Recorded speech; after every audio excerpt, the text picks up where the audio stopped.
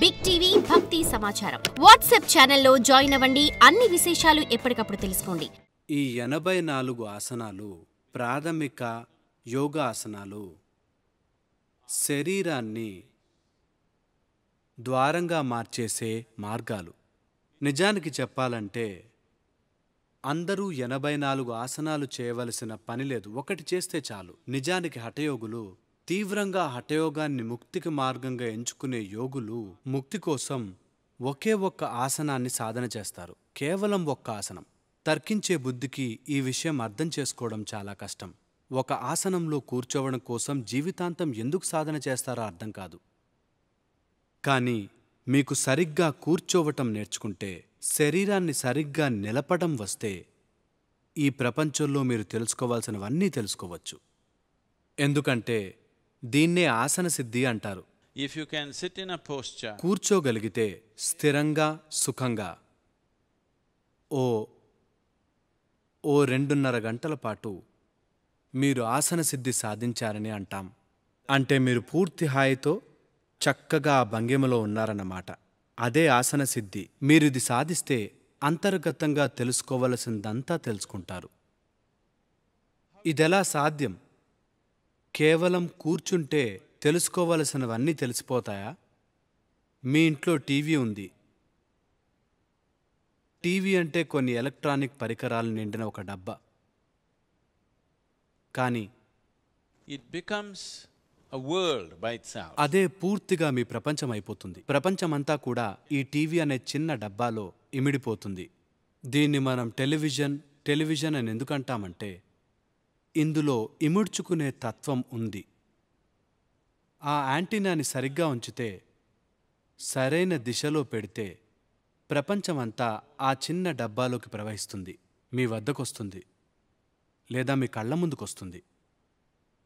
Antenna సరిగ్గా లేకపోతే అది మంచిదైనా, అన్నీ ఉన్నా ఏమీ ఉపయోగం ఉండదు. మనిషి కూడా అంతే. మనిషి అంటే అతను జీవించిన సమయంలో ఏది గ్రహించాడన్న దాన్ని బట్టే మనము వ్యక్తిని గుర్తిస్తాము. మన గ్రహణశీలతని బట్టే మనం గ్రహించగలిగేది మనమవుతాం. అది వర్తమానంలోనూ అంతే, భవిష్యత్తులోనూ కూడా అంతే. ఇప్పుడు మీరిలా ఉన్నారన్నది మీ గ్రహణశీలతను బట్టే. మీ భవిష్యత్తులో కూడా ఇదే జరుగుతుంది, కేవలం మీరు గ్రహించిన దాన్ని బట్టే. In future, మీరేది గ్రహిస్తే అదే మీ వ్యక్తిత్వం అవుతుంది.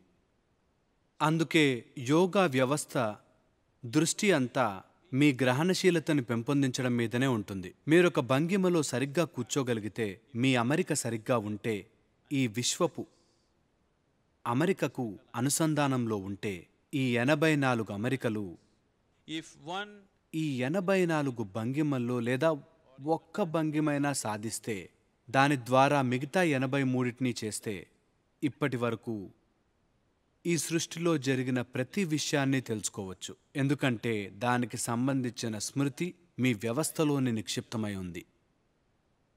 ఎలా అంటే, ఒక పాస్కోడ్ రూపంలో మరో పరిమాణాన్ని తాకడం ద్వారా అది అన్ని విషయాలని మీకు తెలిసేలా చేస్తుంది. అందుకే ఆసనాలు శక్తివంతమైనవి.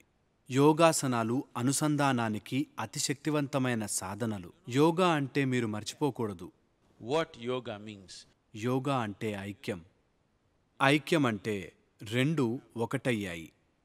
రెండంటే ఇదే, ఉనికిలో ఉన్నవి. రెండు అంటే You and the rest of the existence. మీరు, మిగిలిన సృష్టి. మీరు కాని ఉనికిలో మీరు ఎన్నో చూడొచ్చు, ఇది అది మరోది అంటూ. కానీ ఉన్నవి రెండే రెండు, మీరు, మిగిలిన సృష్టి అంతా.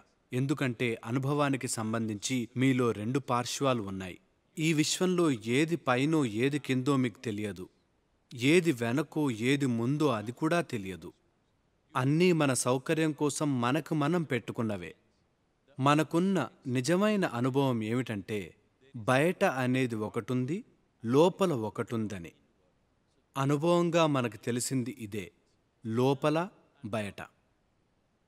యోగా అంటే ఈ రెంటిని ఐక్యం చేయడమే.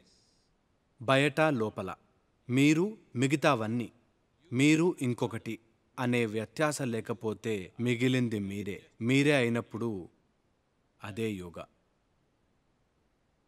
ఆసనాలనేవి దీన్ని సాధించడానికి చేసే భౌతిక పద్ధతులు. పరమ ఐక్యానికి మన చేతిలో ఉన్న సులువైన మార్గం మానవ శరీరం మాత్రమే. Physical body is the easiest thing to work with. మీ మనసుతో చేయటానికి ప్రయత్నిస్తే అది ఎన్నో మాయలు చేస్తుంది. శరీరంతోనైతే అది సరిగ్గా చేస్తోందో చేయట్లేదో, అది సహకరిస్తుందో లేదో తెలుసుకోవటం తేలిక. మనస్సుని కాస్త ఎక్కువ ఎగదోస్తే అది రకరకాల మాయలు చేసి అది ఏది పడితే అది నమ్మించి మోసం చేస్తుంది. కానీ శరీరం అలా కాదు. నెమ్మదిగా సరైన రీతిలో పనిచేస్తే ఆసనాలు ఖచ్చితంగా మిమ్మల్ని పరమైక్యత దిశలో తీసుకెళ్తాయి. To the possibility of ultimate union. ఈలోపు అంటే పరమోత్తమమైన అనుసంధానం జరిగేలోపు అంతర్గతంగా జరిగే అనుసంధానం వల్ల అతి సహజంగా మీలో ఆరోగ్యం, ఆనందం, పరవశం, అన్నిటికంటే ముఖ్యంగా సంతులనం లేదా బ్యాలెన్స్ వస్తుంది. బ్యాలెన్స్ని ఈ ఆధునిక సమాజాలు విస్మరించాయి. అందుకే ఇప్పుడు అనుభవిస్తున్నాయి. మీకెంత తెలివున్నా, ఎంత సత్తా ఉన్నా, ఎంత చదువున్నా మీలో సరైన బ్యాలెన్స్ లేకపోతే మీరు గెలవలేరు, జీవితంలో ఎంతో దూరం వెళ్ళలేరు.